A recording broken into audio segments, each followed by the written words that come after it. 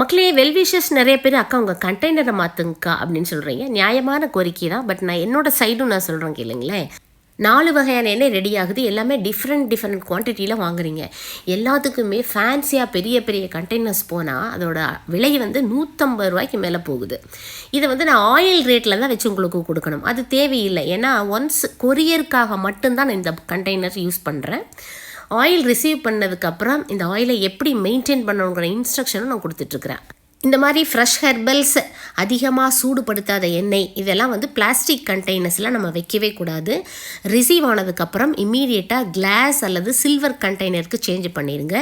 Weekly once morning சன்லைட்டில் ஒரு 1/2 hour வச்சிடுங்க. Validity 3 months தான் அப்படிங்கிற இன்ஸ்ட்ரக்ஷனும் நான் கொடுத்துட்டு தான் இருக்கேன். இன்னும் கம்பெனி அந்த அளவுக்குலாம் பெரிய அளவுக்கெல்லாம் வளரலைங்க. தேவையில்லாத செலவுகள் உங்களுக்கும் தவிர்க்கலாம் அப்படிங்கிறதுக்காக தான். பார்க்கலாம், ஃப்யூச்சரில் இன்னும் கொஞ்சம் பெஸ்ட்டாக தர்றதுக்கு ட்ரை பண்ணுறேன். Stay healthy.